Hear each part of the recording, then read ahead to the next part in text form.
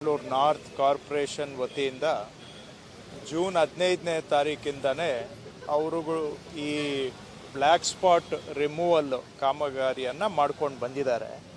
ಅವರ Bengaluru north corporation ಲಿಮಿಟಲ್ಲಿ ಇವತ್ತಿಗೆ June 15ರಿಂದ ಶುರು ಮಾಡಿ ಇವತ್ತಿಗೆ 100 ಬ್ಲ್ಯಾಕ್ ಸ್ಪಾಟ್ಗಳನ್ನು ತೆರವು ಮಾಡುವಂಥ ಕೆಲಸವನ್ನು ಮಾಡಿದ್ದಾರೆ. ಇವತ್ತು 100ನೇ ಬ್ಲ್ಯಾಕ್ ಸ್ಪಾಟು ನಮ್ಮ ಕ್ಷೇತ್ರದಲ್ಲೇ ತಣಿಸಂದ್ರ ಹೆಗಡೆ ನಗರ ವ್ಯಾಪ್ತಿಯಲ್ಲಿ 100ನೇ ಬ್ಲ್ಯಾಕ್ ಸ್ಪಾಟನ್ನು ಸ್ವಚ್ಛ ಮಾಡುವಂಥ ಕೆಲಸ ಮಾಡಿದ್ದಾರೆ. ಈ 100 ಏನು ಸ್ವಚ್ಛ ಮಾಡಿದ್ದಾರೆ ಅದರಲ್ಲಿ ಒಂದು 2-3 ಕಡೆ ಬಹುಶಃ ಮತ್ತೆ ಹಳೆಯ ಅಭ್ಯಾಸಕ್ಕೆ ಜನ ಹೋಗಿರ್ಬೋದು. ಆದರೆ 95% ಎಲ್ಲೆಲ್ಲಿ ಅವರು ಸ್ವಚ್ಛ ಮಾಡಿದ್ದಾರೆ ಅದನ್ನು ಹಾಗೆ ಮೇಂಟೈನ್ ಮಾಡಿದ್ದಾರೆ. ಈ ಬ್ಲ್ಯಾಕ್ ಸ್ಪಾಟ್ಗಳನ್ನು ತೆರವು ಮಾಡುವಂಥದ್ದು ಬೆಂಗಳೂರಿನಲ್ಲಿ ಜನಗಳಿಂದ ತುಂಬ ಆಗ್ರಹ ಇದೆ, ಬೇಡಿಕೆ ಇದೆ. ಇದನ್ನು ನಾವು ನಗರ ಪಾಲಿಕೆಗಳ ವತಿಯಿಂದ ಬ್ಲ್ಯಾಕ್ ಸ್ಪಾಟ್ ರಿಮೂವಲ್ಲು ಕೂಡ ಮಾಡ್ಬೋದು.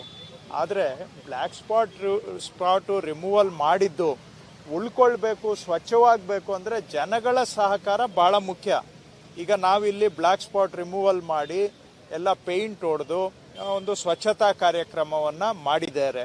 ನಗರ ಪಾಲಿಕೆ ಮತ್ತು ಸ್ವಯಂ ಸೇವಕರು, ಸ್ಥಳೀಯರು ಎಲ್ಲರೂ ಸೇರ್ಕೊಂಡು ಮಾಡಿದ್ದಾರೆ. NGOಗಳು ಕೂಡ ಇದರಲ್ಲಿ ಕೈ ಜೋಡಿಸಿದ್ದಾರೆ. ಆದರೆ ಈಗ ಸ್ವಚ್ಛ ಮಾಡಿದ ಮೇಲೆ ಮತ್ತೆ ಇಲ್ಲೇ ಕಸ ತಂದು ಹಾಕಿದರೆ ಮಾಡಿದಂತಹ ಉದ್ದೇಶ ಈಡೇರೋದಿಲ್ಲ, ಅದು ಫೇಲ್ ಆಗುತ್ತೆ. ಹಾಗಾಗಿ ಜನಗಳು ಕೂಡ ಸಹಕಾರ ಕೊಡಬೇಕು.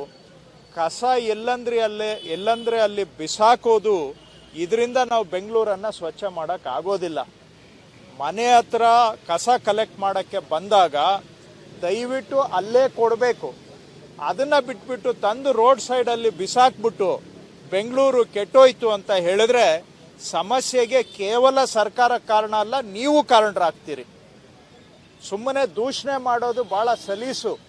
ಬದಲಾವಣೆ ಆಗಬೇಕು, ಸುಧಾರಣೆ ಆಗಬೇಕು ಅಂದರೆ ಎಲ್ಲರೂ ಕೈ ಜೋಡಿಸಿ ಪ್ರಯತ್ನ ಮಾಡಬೇಕು.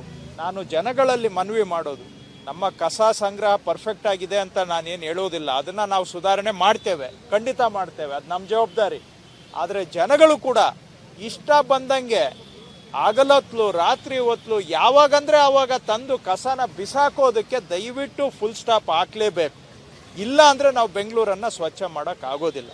ನಾವು ಪ್ರಯತ್ನ ಮಾಡ್ತೇವೆ, ನಮ್ಮ ಕೆಲಸ ನಾವು ಜವಾಬ್ದಾರಿ ತೊಗೊಂಡು ಮಾಡ್ತೇವೆ. ಜನಗಳು ಸಹಕಾರ ಕೊಡಲಿ ಅಂತ ನಾನು ಮನವಿ ಮಾಡ್ತೇನೆ. ಇವತ್ತು ಬೆಂಗಳೂರು ನಾರ್ತ್ ಕಾರ್ಪೊರೇಷನ್ನವರು 100 ಬ್ಲ್ಯಾಕ್ ಸ್ಪಾಟ್ಗಳ ರಿಮೂವಲನ್ನು ಕಳೆದ 1 ತಿಂಗಳ ಅವಧಿಯಲ್ಲಿ ಮಾಡಿದ್ದಾರೆ. ಅಧಿಕಾರಿಗಳಿಗೆ, ಕಮಿಷನರ್ ಅವರಿಗೆ ಮತ್ತು ಸ್ವಯಂ ಸೇವಕ ಸಂಘದವರಿಗೆ ಮತ್ತು ಸ್ಥಳೀಯರು ಯಾರ್ಯಾರು ಸಹಕಾರ ಕೊಟ್ಟಿದ್ದಾರೆ ಅವರಿಗೆಲ್ಲ ಧನ್ಯವಾದವನ್ನು ಹೇಳ್ತೇನೆ. ಮತ್ತು ಅವರೆಲ್ಲರಿಗೂ ಕೂಡ ನಾನು ಅಭಿನಂದನೆಗಳನ್ನು ಈ ಸಂದರ್ಭದಲ್ಲಿ ಹೇಳ್ತೇನೆ.